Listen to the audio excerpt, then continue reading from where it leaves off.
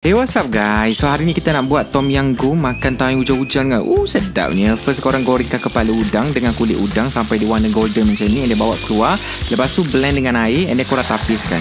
Air udang kat dalam tu yang bagi rasa sedap sebenarnya. Lepas tu tambahkan lagi air kosong untuk cukupkan kuah kita. And dia tambahkan 3 akar daun ketumbar, 3 batang serai, halia sebesar ibu jari, lengkuas sebesar ibu jari, 1 biji bawang merah saiz besar dengan 6 helai daun limau purut. And dia tambah 3 sudu paste tom yum.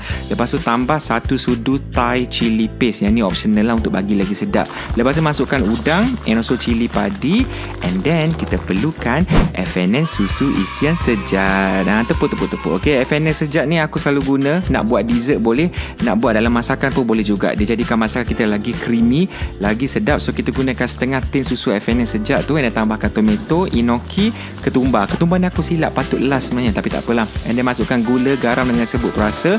And then masukkan 3 sudu sos ikan. Padamkan api and korang perahkan limau nipis. Lepas tu boleh serve atas mi ke kuih tiaw ke, tak kisah. Aku dah kecuali ni makan tai hujan kan, dia rasa masam pedas pekat tu, creamy.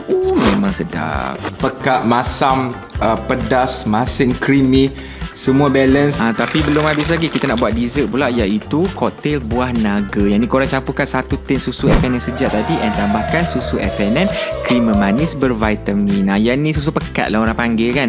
Biasa buat air tertarik semua tu pun boleh pakai. Yang ni aku gunakan untuk dessert. Kita pakai 2 sudu sahaja.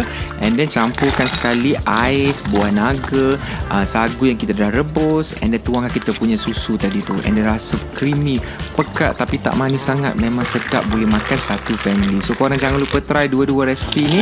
Boleh buat dekat rumah. So make sure korang try 2 resipi ni kat rumah, sangat sedap. Tolonglah try and selamat mencuba.